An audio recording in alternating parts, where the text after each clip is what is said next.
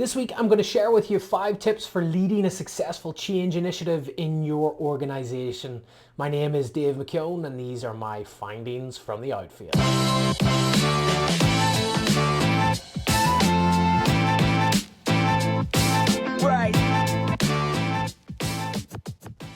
Hey everybody, Dave McKeown here with another episode of Findings from the Outfield, powered by Prezi.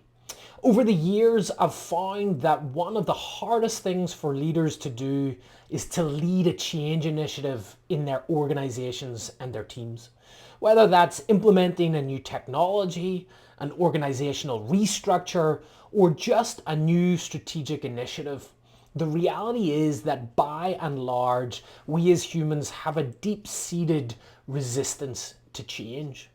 Not because we're not capable or we're not competent, but because we're biologically hardwired to avoid the challenges that come with change. And so, having helped hundreds of leaders navigate change over the years, here are 5 things that I've discovered will dramatically increase the chances of putting in place a successful change program.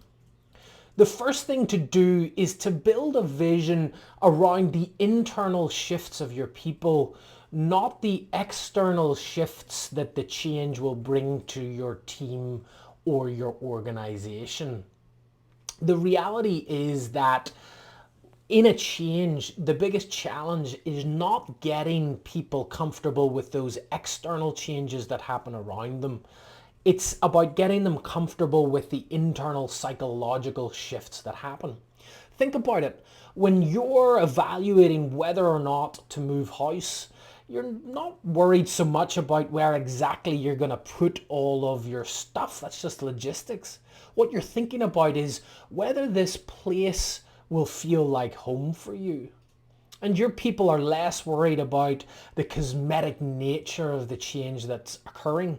They're more worried about the psychological aspects and the impact on them. They're asking questions like, will this create more work for me? Will I have to behave differently than I did before? Do I have to work with or for people that I don't really get along with? Will this highlight areas of deficiency in me?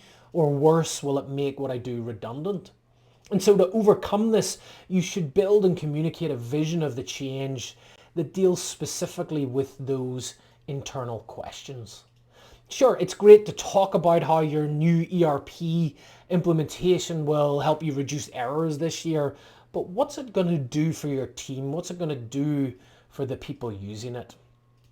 The second thing to do is to slow down your planning process for the change. And sure, we all want to make those big changes as quick and seamless and as pain-free as possible. But the reality is the less time you spend upfront thinking about the tactical nature of the change and the risks of the project and what can come down later on, the more likely you are to slow down the implementation of it with at best some rework and at worst a colossal failure. The surest way to make sure that you've covered your bases is to continue to ask as wide a group as possible the following questions. What are we missing? Whose perspective have we not considered? Even what could go wrong here? Now, I'm not saying to get bogged down in paralysis by analysis. You don't want your change initiative to be managed out of existence by an overly risk-averse committee. And so you'll need to counterbalance some of that with clear criteria for moving forward. But if you take a little more time to ensure you've looked at the change initiative from multiple angles, it should help to ensure that the implementation of that initiative moves a lot more fluidly. The third thing to help deliver a successful change initiative is to avoid getting stuck in the middle. Sure, there are going to be times when things seem tough, almost insurmountable. But once you're in full swing, the worst thing that you can do is to back out. That only leads to more confusion and more frustration for your people. And it makes the next shift or change that you want to do even more difficult to execute.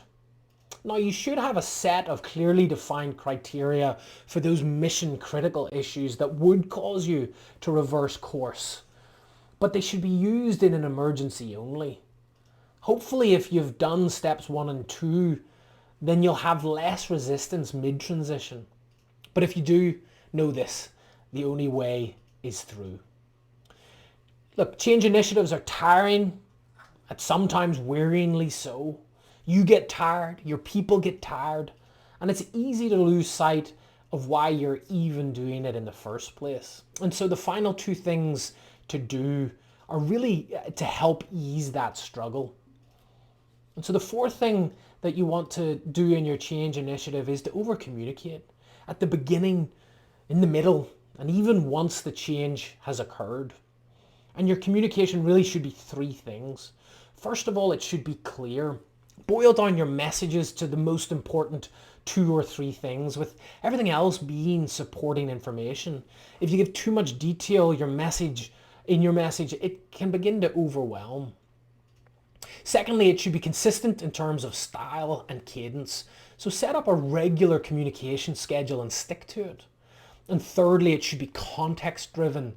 The messages that you're sharing at the beginning of the change initiative need to be slightly different from those in the middle and at the end. And you should view your communication plan as a story that you're telling to your people. The final thing that you should do in your change initiative is to ensure that you celebrate successes along the way. Give your team little endorphin rushes by celebrating their individual contributions and those bigger milestones alike.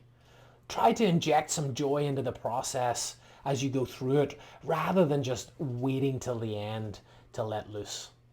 So there you have it. 5 tips for successfully leading a change initiative. I hope that it's helpful, useful, and valuable for you. Let me know how it goes, and make sure you're subscribed so that you'll receive more episodes of Findings from the Outfield.